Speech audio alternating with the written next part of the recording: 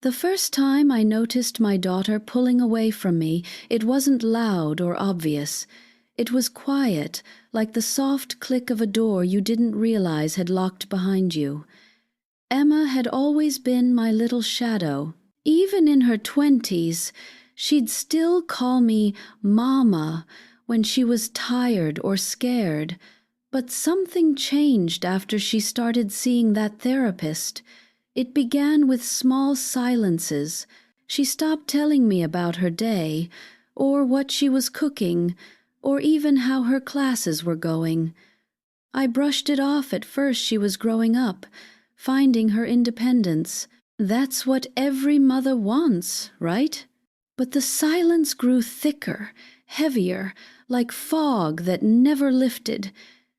And one night, when I called her, and she didn't answer for the third time that week, I felt that creeping sense something was wrong. The next day she texted me, "Mom, I think I need some space." Just that. No heart emoji, no "love you." I read that message over and over until the words lost shape. Space? From me? I had been the one who stayed up when she had night terrors, who stitched her prom dress by hand, who worked double shifts so she could afford therapy in the first place. That therapist doctor, Lewis, was the one she'd found through a friend from college. "She's really kind, Mom," Emma had said, "and she listens without judging." I encouraged it. Emma had struggled after her breakup, and therapy seemed like the best way to help her heal. Never in my wildest dreams did I imagine that woman would become the wedge between us. It started subtly. Emma began questioning memories. "Mom, are you sure that's how it happened?" she'd say when we reminisced. Then came the accusations, the rewrites of our history. "You always made everything about you," she said one afternoon when I brought her homemade soup after she was sick. I stood there, holding the container, feeling like a stranger at my own child's doorstep. One day, she told me, "Doctor, Lewis thought we had a toxic dynamic." I asked, "What does that mean?" Emma crossed her arms. "It means you manipulate me emotionally. You guilt-trip me into spending time with you." I was stunned. Manipulate? Guilt-trip? Those words didn't sound like Emma. They sounded rehearsed, clinical, like something read from a book. I wanted to argue, to defend myself, but she was shaking, and I could see the fear in her eyes. Fear of me. That night I sat alone in the living room, looking through old photos. Emma's first steps, her kindergarten graduation, her crooked little smile missing 2 front teeth. How did it come to this? How could love become poison in someone else's mouth? Weeks went by. Emma stopped visiting. My texts were met with short replies. "Busy. Can't talk." Then one evening a letter arrived in my mailbox. It was from a law firm. My hands trembled as I tore it open. Inside was a statement from Dr. Lewis, submitted as part of Emma's request for temporary no-contact boundaries. I couldn't breathe. I had never been abusive. Not once. I called Emma immediately, but she didn't pick up. The letter said she needed time to heal from emotional control patterns. I sat at the kitchen table, my tea growing cold, my heart splintering into 1,000 pieces. A mother doesn't give birth to her enemy. She gives birth to her child, her heart outside her body. But somewhere in that therapist's office, something had shifted. Someone had taught my daughter to see me as the villain in her story. I decided to see Dr. Lewis myself. I called the clinic, pretending to be a new patient. The receptionist said she had a 3-month waiting list, but could add me to it. I gave a fake name. When I finally sat across from her weeks later, she was everything Emma had described, calm, composed, with that practiced therapist smile that makes you feel seen. "What brings you in today?" she asked softly. I took a breath. "My daughter sees you." Her pen froze. "Oh?" "She's cut me off. She says you helped her realize I'm toxic." She blinked, still smiling. "Mrs. Whitaker, I can't discuss other clients." "I'm not asking for details," I said quickly. "I just want to understand what happened. I raised her alone. I gave her everything. And now she looks at me like I'm her trauma. Her expression didn't change. Sometimes children need to separate to find themselves. It's part of the healing process. But separate from what?" I whispered. "From love?" She folded her hands, her tone smooth and steady. "From dependency, from guilt. Healing requires boundaries." That word again, boundaries. It had become a wall between us. I wanted to scream, to shake her, to ask if she knew what it felt like to be erased from your own child's heart. But instead, I left her office quietly, my hands trembling. That night, I couldn't sleep. I kept thinking about her eyes, how calm they were, how calculated. Something in her gaze unsettled me. There was no compassion, only control. I started to dig. Dr. Lewis's website was polished, full of testimonials. But one caught my attention. She helped me see my parents for who they really were. Another said, "I cut ties and finally found peace." Dozens of them, all eerily similar. I went further. Late nights, endless coffee, pages of search results. Then, deep in an online forum for family estrangement, I found her name again, but not in praise. Several parents had accused her of encouraging their children to go no contact unnecessarily. One post read, "My son hasn't spoken to me in 2 years because of Dr. L. She convinced him I was narcissistic." I stared at the screen until the words blurred. Could it be true? Could this woman be dismantling families under the guise of therapy? I wrote Emma an email. I told her I loved her, that I'd found something she needed to see, but she didn't respond. A week later, her number was disconnected. Then came the moment I'll never forget. It was a Sunday afternoon when I saw her car in my driveway. My heart leapt. I ran to the door. But when I opened it, she was standing there with a man beside her, a lawyer.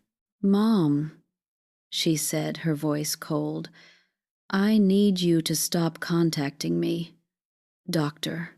Lewis said, "This isn't healthy." "Emma, please," I whispered.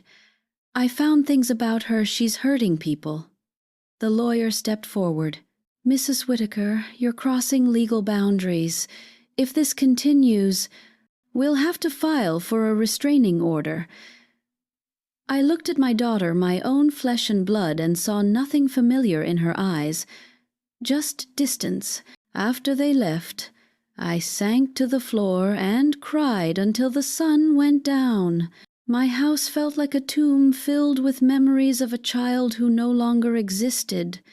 But the story wasn't over. Because the next morning, something arrived in my inbox, an anonymous message that read, "You're right about her, Doctor. Lewis isn't who she says she is." The email had no name, no signature, just that single chilling line. You're right about her, Doctor. Lewis isn't who she says she is.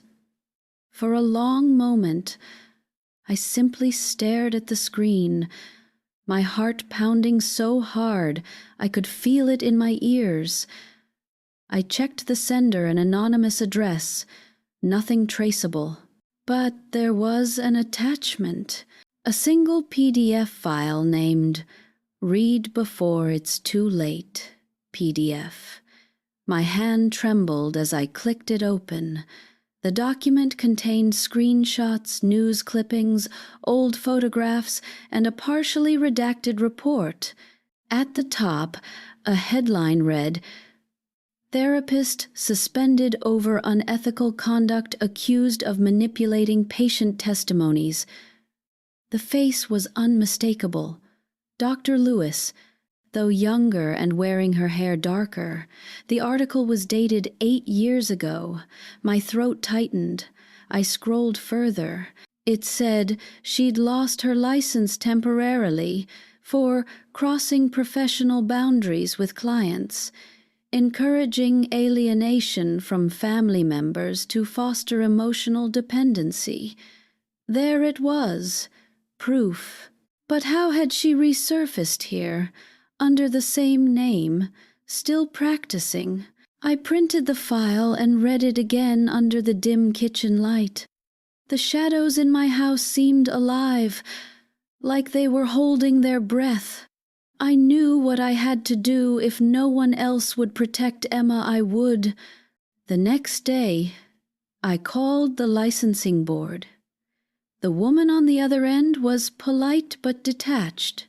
"I'm sorry, ma'am. We can't discuss any private disciplinary records, but she's practicing again," I said, my voice cracking. "And she's destroying families. My daughter, my only child, has turned against me because of her." "I understand this is upsetting," the woman replied carefully. "But if you believe she's acting unethically, you can file a formal complaint. It takes 6 to 8 months for review." 6 to 8 months? By then, my daughter might never speak to me again. I hung up and sat in silence. Then I opened my phone and typed Dr. Lewis's name into social media. Dozens of videos appeared, snippets of her podcasts, therapy snippets, healing journey interviews. She had a following, thousands of followers. I watched one clip where she smiled at the camera, saying, "Sometimes the people who say they love you most are the ones who've conditioned you the deepest." Conditioned. The word burned in my mind. That night, I couldn't stop thinking about Emma. I decided to go to her apartment. It was risky. I knew she might be angry, but I had to see her. When she opened the door, her face tightened instantly. "Mom, what are you doing here?" "Just hear me out," I said, holding up the folder. "Please." She sighed. "You can't keep doing this." "Emma," I whispered, "Doctor, Lewis isn't who you think she is. I found proof. She's been in trouble before for doing exactly this, turning children against their families." Her eyes darted toward the hallway, as if someone might hear. "You don't know what you're talking about. She's manipulating you," I said, desperate now. "You used to love me, Emma. You used to call me every morning. Does that love just disappear because a stranger told you I'm the problem?" She shook her head. "You're twisting things again, Doctor. Lewis helps me see how much pain you caused without realizing it." "Pain?" I wanted to laugh, to scream. "All I ever did was protect you." "That's not protection, it's control." Her voice trembled, but her words were sharp. "She's helping me find myself, Mom. You just can't stand that it's not through you anymore." I felt the floor tilt beneath me. She was gone mentally, emotionally gone. I wanted to shout, to grab her, to force her to see reason. But then, through the open door, I caught a glimpse of a movement inside someone sitting on the couch. A woman. Dr. Lewis. My blood ran cold. She was there, in my daughter's apartment. For a moment, everything stopped. Dr. Lewis turned her head slowly toward me. Her eyes, those calm, predatory eyes, met mine. She smiled. "Mrs. Whitaker?" she said, her tone honeyed but cold. "I think it's best if you leave now." "What are you doing here?" I demanded. "You're supposed to be her therapist, not—" "I'm conducting a home session," she interrupted smoothly. "Emma invited me." I looked at my daughter, shocked. "You let her into your home?" "This woman, she's been suspended before? Don't you see what she's doing to you?" Emma's face hardened. "Mom, stop. You're not welcome here." "Emma, please, doctor." Lewis stepped closer, her voice low, almost whispering. "You're only proving my point to her, that you can't respect her boundaries." Her words sliced through the air, calm and cutting. And in that moment, I realized she wasn't helping Emma heal. She was feeding on her. I left before I said something I'd regret. My legs barely carried me to the car. As I sat there, hands gripping the steering wheel, I saw them through the window, Emma hugging her, crying into her shoulder. That woman was taking my place. The next morning, I decided I couldn't fight alone. I posted anonymously on a family support forum about what had happened. Within hours, replies flooded in. Parents describing eerily similar experiences, children cutting contact after seeing the same therapist. Her name came up again and again, under different states, sometimes spelled slightly differently. It was a pattern. She'd move, change a few details, build trust, and then destroy it professionally. Legally covered, emotionally catastrophic. One parent messaged me privately. Her name was Rachel. Her daughter had seen Dr. Lewis 2 years ago. "She isolated my daughter completely," Rachel wrote. "Told her I was narcissistic, dangerous.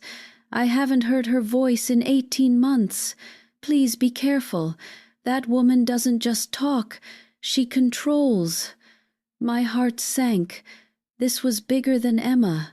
I started saving everything: emails, testimonials, screenshots, old forum threads. I contacted a journalist who had once written about therapy malpractice. He agreed to meet me, intrigued by the similarities. But before I could send him everything, strange things began happening. My computer froze repeatedly. My social media accounts were locked. A call came from an unknown number one night. When I answered, there was only silence. Then a soft voice whispered, "You should stop digging, Mrs. Whitaker, for your own good." I hung up, shaking. Who would do this? Dr. Lewis? Someone connected to her? I didn't sleep that night. Every creak in the house made my heart jump. I started keeping a notebook by my bed, writing down everything that happened just in case. 2 days later, I found a letter slipped under my door. No envelope, just one line in neat handwriting. "She's not who she says she is, but neither is your daughter." I stood frozen, the paper trembling in my hand. What did that mean? That note haunted me all night. "She's not who she says she is, but neither is your daughter." The words looped in my mind like a curse, scratching at my sanity. I lay awake, staring at the ceiling, wondering who had written it and what they meant. Not who she says she is? About Dr. Lewis, I understood, but my daughter? What could possibly mean she wasn't who she claimed to be? By morning, I was shaking from lack of sleep. I brewed a pot of coffee and sat by the window, the note clutched between my fingers, rereading it until the ink looked alive. The street outside was still, mist rolling through the hedges. I decided to trace the letter's origin. The handwriting was neat, deliberate, like someone who took pride in precision. It wasn't Emma's, it wasn't Dr. Lewis's either. I'd seen her signature on clinic forms. Maybe one of the parents I'd spoken to online had sent it, but how would they know where I lived? I opened my laptop again and went through my emails. The anonymous message that had warned me about Dr. Lewis, maybe they were the same person. I checked the metadata on the email, something my son-in-law used to do before he left. It showed an IP address from a nearby town just 20 miles away. That gave me a starting point. I drove there the next morning, the folder of documents on the passenger seat like a shield. The small coastal town was quiet, the kind of place people went to disappear. I stopped at a library, used one of their public computers, and typed Dr. Lewis's old disciplinary case into the archives again. A related article popped up this time, one I hadn't seen before. It mentioned another therapist from the same clinic, someone named Marianne Lewis. The photo stopped my breath. It was her. The same smile, the same piercing gaze. But the name was different. Marianne Lewis had been her birth name, the one she used before legally changing it 5 years ago to Dr. Anna Lewis. Why would she change her name? My pulse quickened as I scrolled further. Then I found it a court record buried deep in an old legal database. Marianne Lewis had a daughter, born in 1996. Emma was born in 1996. No, that couldn't be right. I checked again, scanning every detail. Same birth year. Same middle name Grace. I felt my hands go cold. Could it be a coincidence? Or something far darker? I left the library shaking. Outside, the wind whipped through the empty parking lot. My mind raced, connecting threads that made no sense. Emma's therapist had a daughter her age. She'd changed her name, moved states, and started practicing again after a suspension. But what if she'd known Emma before therapy? What if this wasn't random at all? I went home and dug through old boxes of photos, Emma's baby pictures, her school portraits, birthday parties. Then I found one from her first year of kindergarten. She was standing with her class, grinning wide, missing a tooth. Behind the group, near the gate, there was a woman watching the teacher's aide. I remembered vaguely. I'd met her once or twice. Her name had been Marianne, the same face, younger but unmistakable. I dropped the photo. It fluttered to the floor like a dead leaf. That woman had known my daughter long before therapy. She had been near her when Emma was 5 years old. But why? I could barely breathe. I needed answers. I called the journalist, Jason, the one who'd agreed to meet me before. He picked up on the second ring. Mrs. Whitaker? I was just about to reach out. Something strange came up while I was researching Dr. Lewis. What did you find? She's changed her name twice. And get this, there's a sealed adoption record connected to her maiden identity. It's confidential, but there's a court filing linking her to a child born around 1,996 inches, the same city where your daughter was born. My mouth went dry. I'm saying it's possible she gave up a child for adoption years ago. Maybe your daughter isn't the only one she's taken an interest in. I hung up without another word, my mind reeling. The walls around me seemed to close in. What if Emma wasn't just another client? What if Dr. Lewis had chosen her, targeted her for a reason that went beyond therapy? That night, I drove past Emma's apartment. I parked across the street, the lights in her windows glowing faintly through the curtains. I saw a shadow move inside Dr. Lewis again. She was there, late at night. My stomach turned.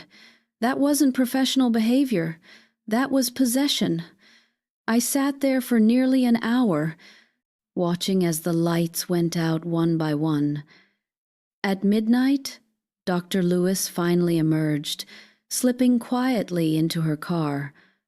I followed her from a distance, my headlights off, the road empty except for us. She drove into the outskirts of town, down a narrow gravel path that led to an old lakeside property. The house looked abandoned, dark windows, a sagging porch, vines creeping over the roof. She parked out front and went inside, carrying a small box. I waited until she turned off the lights before getting out. My heart hammered as I crept closer. Through a crack in the curtains, I saw her open the box. Inside were photographs, dozens of them. I squinted, trying to see, and my blood froze. They were all of Emma, different ages, different years, from childhood to adulthood. Photos I had never taken, and there among them was one of me. I stumbled back, almost tripping on the steps. Panic clawed up my throat. This wasn't just unethical. It was obsession. As I turned to leave, my foot snapped a twig. The sound was small, but in the silence, it cracked like thunder. The front door creaked open. "Who's there?" her voice called out, low and calm. I bolted to my car, fumbling with the keys. My breath came in ragged gasps. The porch light flicked on behind me, and for a brief second, I saw her silhouette standing there, motionless, watching. I didn't stop driving until I reached the main road. My hands were shaking so violently that I could barely hold the wheel. When I finally reached home, there was another email waiting in my inbox. No subject line, no name, just a single sentence. "She's replacing you, Mrs. Whitaker, piece by piece." That email made my blood run cold. "She's replacing you, Mrs. Whitaker, piece by piece." It felt like my nightmares had learned to type. I sat frozen in front of the screen, the glow of the monitor making the room feel even darker. My hands trembled as I reread it again and again.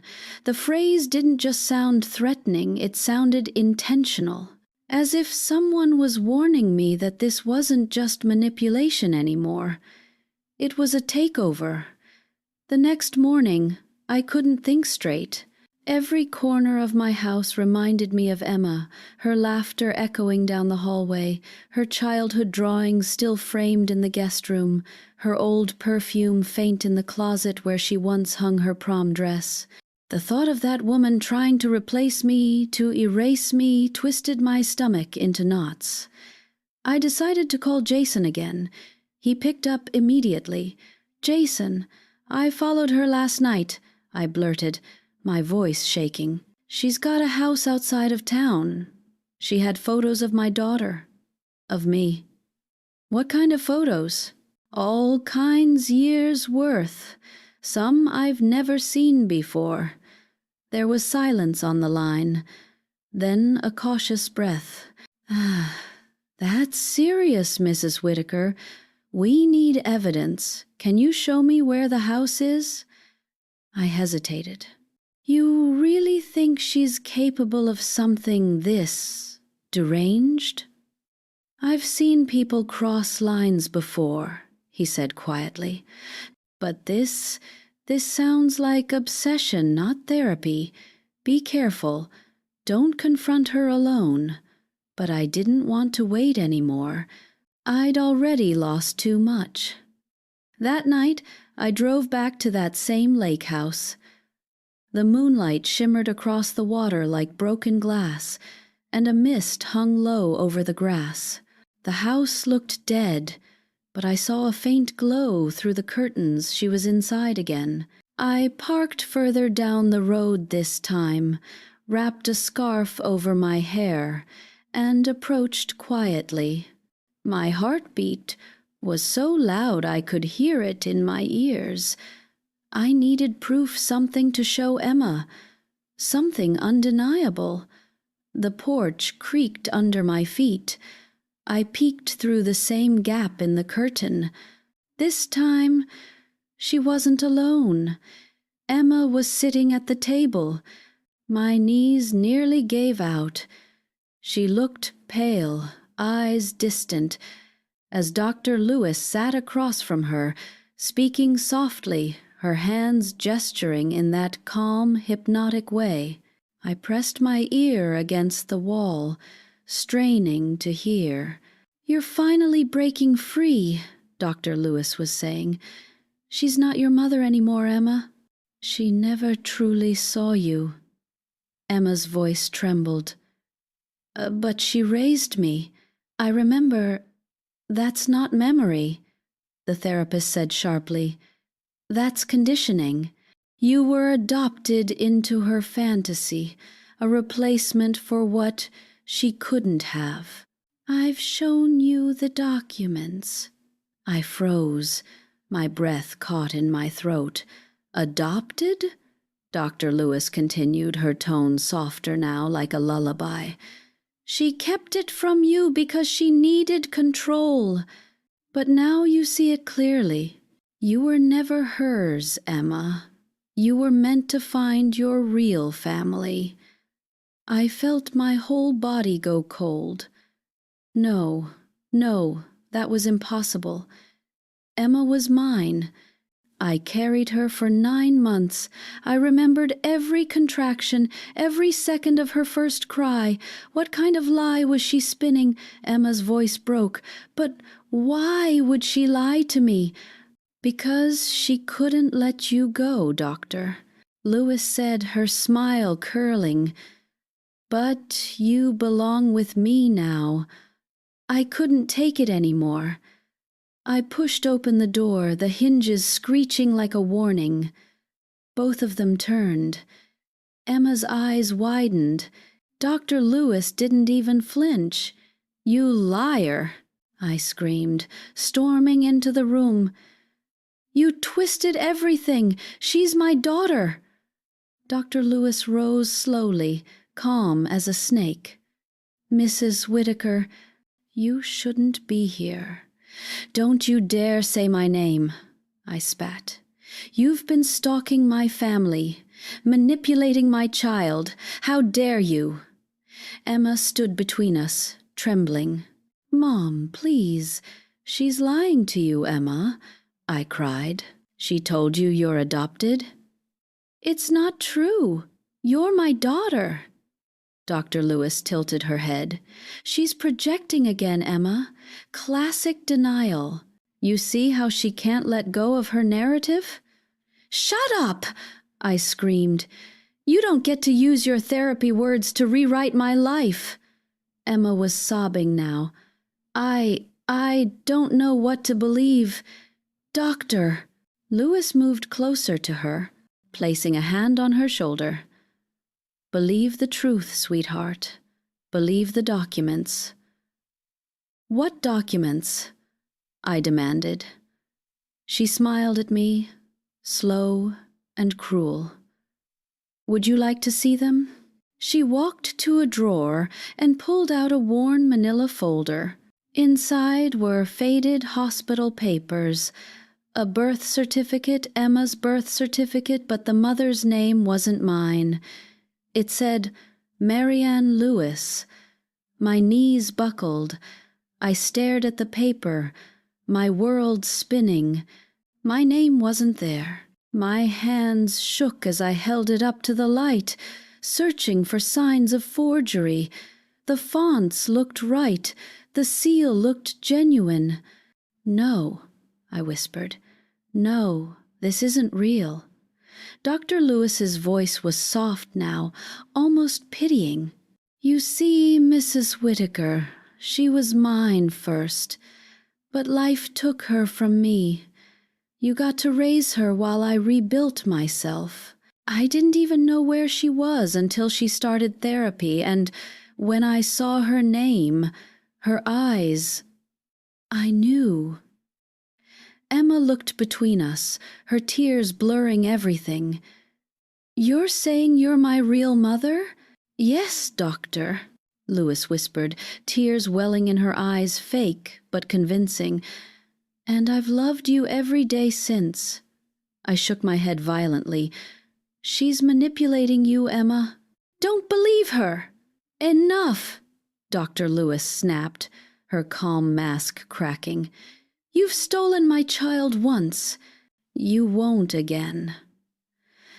That's when I noticed her hand slip behind her back, gripping something metallic. A small pistol. My breath caught. Emma, move away from her, I said softly. Please, baby, come to me. Dr. Lewis's eyes burned with madness. She's not your baby. She never was. For a long, suspended moment, the three of us stood frozen, mother, daughter, and the woman who wanted to claim her. The air was thick with tension. Then, in one desperate motion, Emma lunged toward me. The gun went off. The sound was deafening, echoing through the hollow house. I felt something tear past my shoulder, the heat of it burning my skin.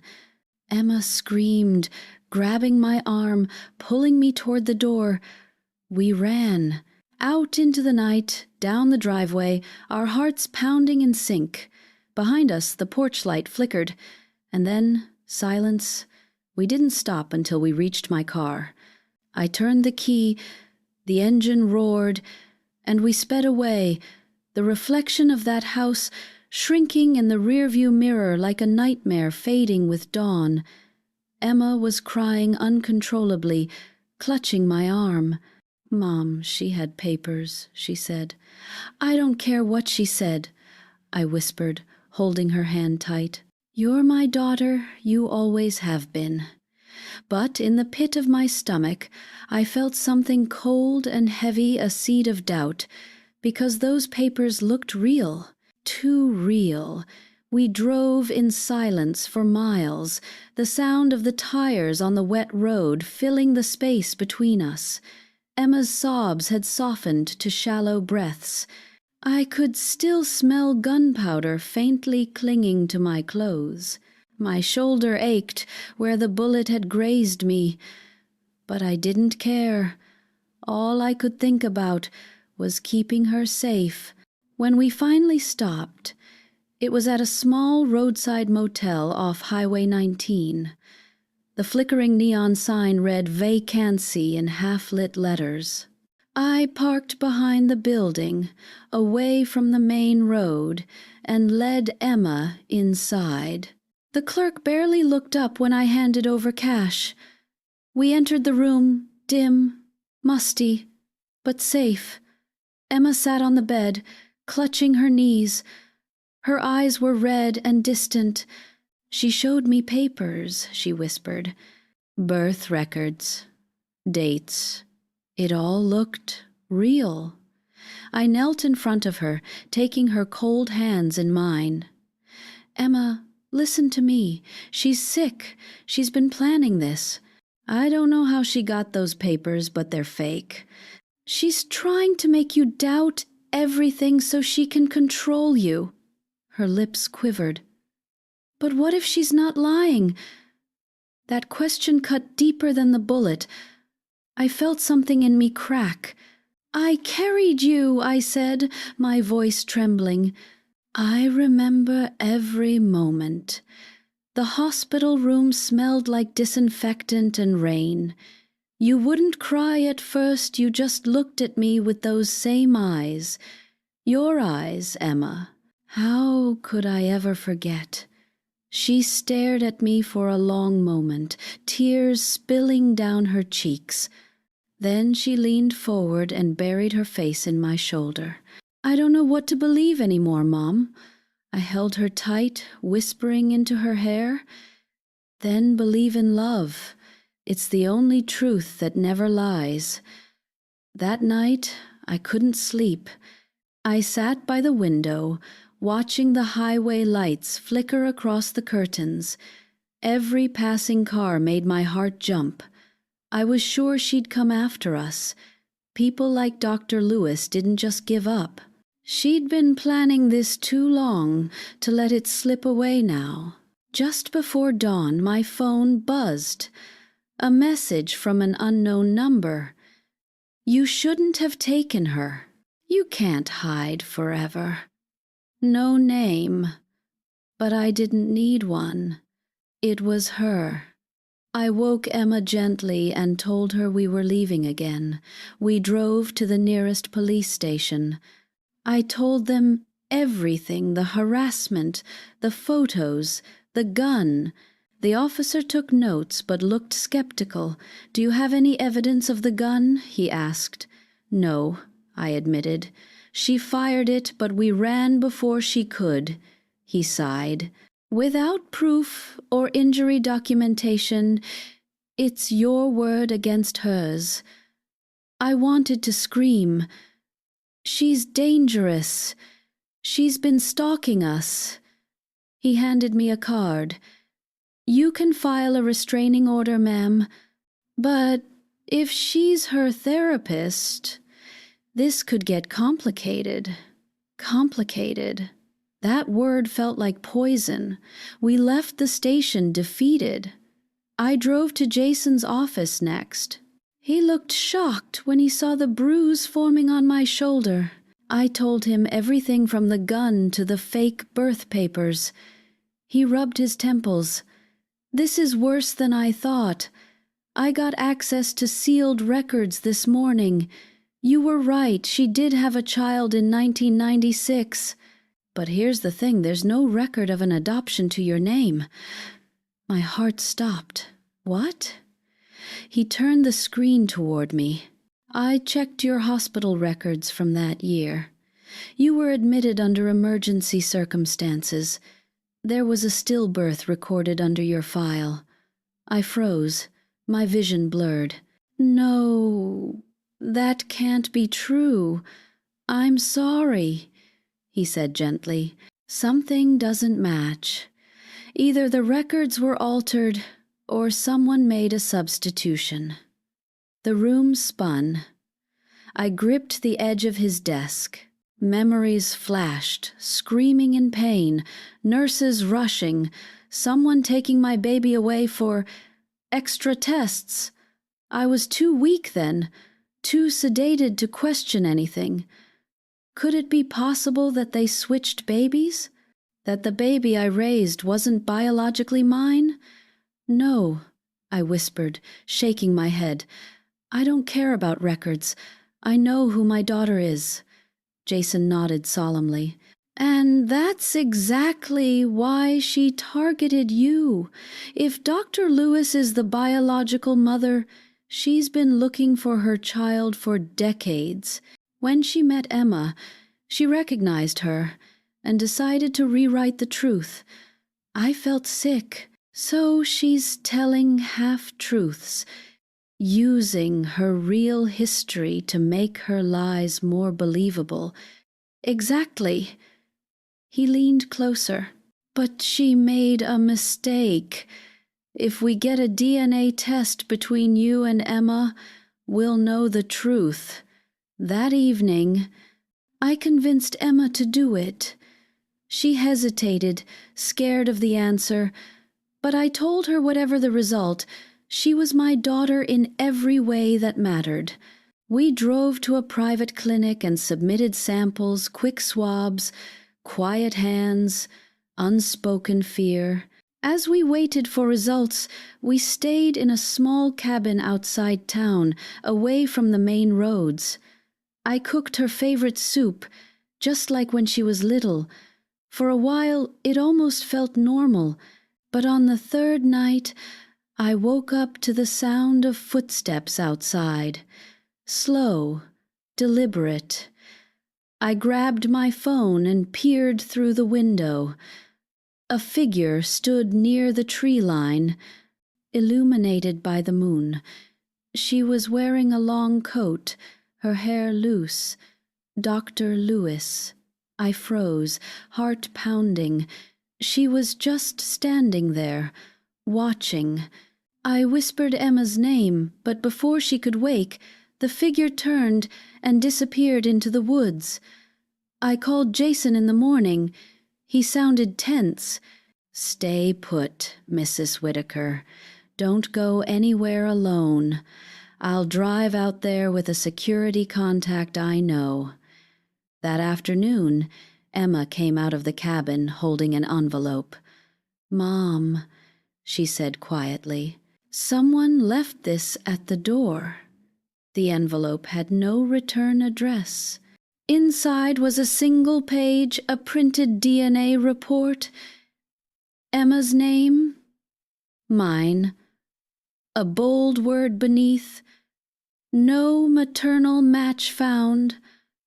I felt the world tilt under my feet. My throat went dry. Emma's face was pale, unreadable. "So she was telling the truth," she whispered. Tears filled my eyes. "Emma, listen to me. Maybe by blood she's your mother, but by heart, by love, by everything that ever mattered, I am." She stared at me for a long, agonizing moment. Then she said, "I don't know who I am anymore." She turned and walked outside, leaving the door open behind her. Through the doorway, I saw something pinned to a nearby tree, a photograph fluttering in the wind. It was Emma, a baby in someone else's arms, and in the corner of the photo, Dr. Lewis's face, smiling.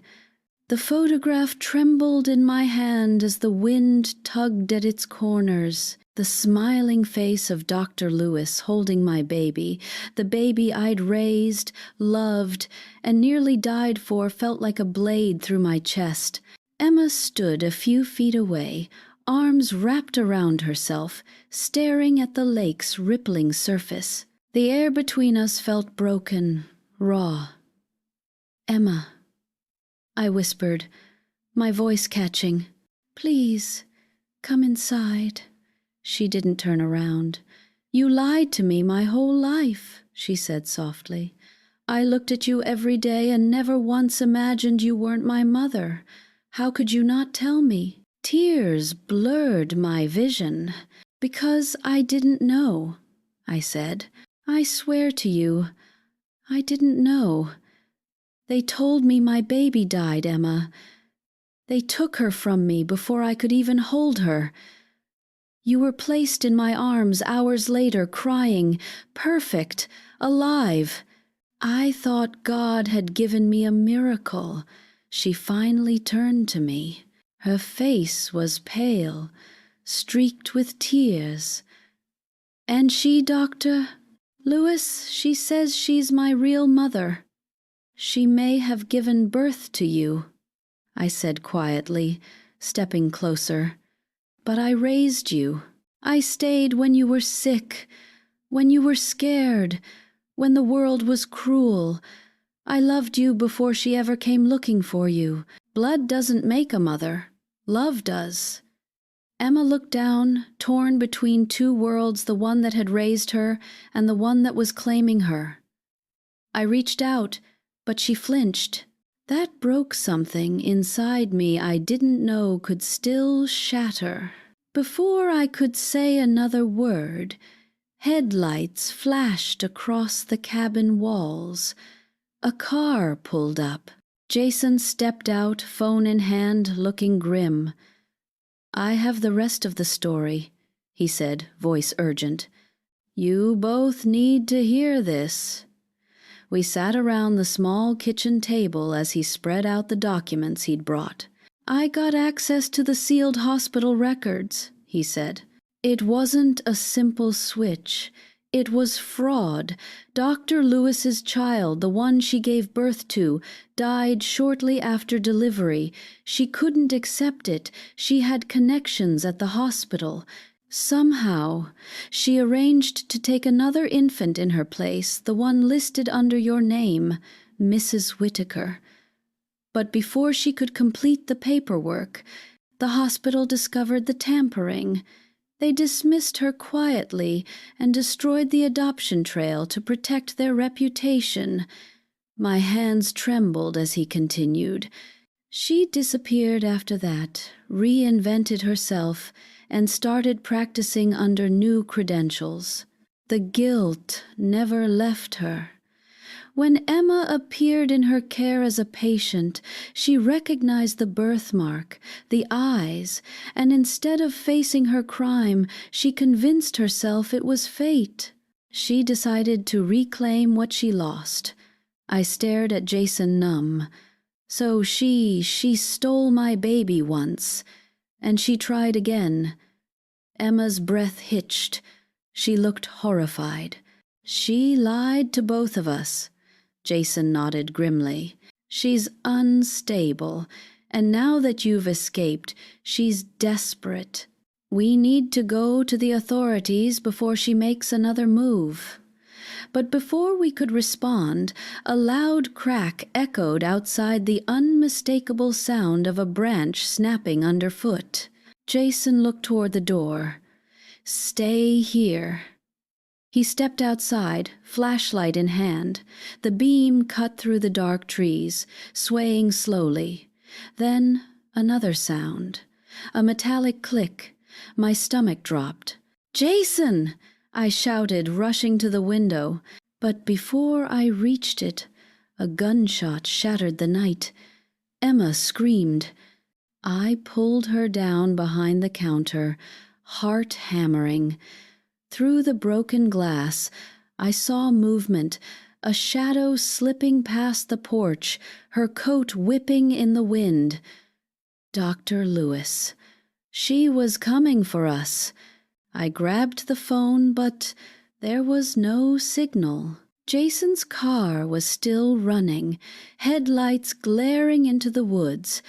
I whispered to Emma, "When I tell you to run, you run to the car and don't look back." Her face was pale, trembling. "Mom, no. Do it for me, Emma." The door creaked open, slow and deliberate. Dr. Lewis stepped inside, the gun gleaming in her hand. Her eyes were wild, but her voice was calm, almost tender. "Emma, sweetheart," she said softly, "you're safe now. Come here. We can start over." I stood between them. "You're sick," I said, voice steady despite the terror clawing inside me. "You lost your child, and instead of grieving, you built a lie. You can't undo that by destroying us." Her expression flickered, pain, rage, sorrow, all tangled together. "You don't understand. She's mine. She was meant to be with me. She was meant to be loved, I said, and that's something you never understood. For a moment, her hand wavered, the gun shaking. Emma took a small step forward, tears streaming down her cheeks. "Dr. Lewis," she whispered, "if you ever loved me, then stop. Please. Don't make me hate you." Dr. Lewis's face crumpled. The gun lowered an inch. Then blue and red lights flashed outside. Sirens. Jason must have called for help before confronting her. Panic shot through Dr. Lewis's eyes. She turned toward the window, as if debating escape. But before she could move, she whispered something I'll never forget. She'll never know who she really is without me. Then she raised the gun to her own temple. The world seemed to stop. Emma screamed, lunging forward, but it was too late. The gun fired. The sound was a thunderclap that seemed to split the world in two. When the police stormed in, she was gone, her final expression frozen somewhere between madness and peace. The days that followed blurred into one long ache. There were questions, statements, papers, silence. Jason stayed by our side, helping with the legal chaos. The police confirmed everything: the house, the photos, the fake documents. Dr. Lewis had been living in two realities for years, one professional, one delusional. When it was finally over, Emma and I went back home. The house felt smaller, quieter. But for the first time, she didn't avoid me. She sat beside me on the porch swing as the sun went down. "Mom," she said softly, "I know now. No matter where I came from, you're the one who stayed." I smiled through my tears. "That's all I ever wanted you to see." We sat there in silence, the air filled with the sound of crickets and distant wind chimes. For the first time in months, the world felt still again. Later that night, as I tucked her old photo album back onto the shelf, something slipped out a folded letter I'd never noticed before, tucked behind the cover. I opened it. The handwriting was neat, delicate, familiar. It was from Dr. Lewis, dated months before she died. If you're reading this, it means I couldn't stop myself. I never meant to hurt either of you. I just wanted to see her again. To know she lived, that someone loved her. Thank you for being the mother I never could be. I stood there, tears falling onto the paper. For all her madness, she had loved Emma too, just in the wrong, broken way. I folded the letter carefully and placed it back inside the album. Then I looked out the window where Emma slept peacefully, and for the first time in years, I felt something close to forgiveness. The story was over, but in the quiet of that house, I could almost hear Dr. Lewis's final words echoing softly, not as a threat anymore, but as a ghost of sorrow. "She'll never know who she really is without me." And I whispered back, to the night, to her memory, to the woman who had almost stolen my life. She knows, because she knows love.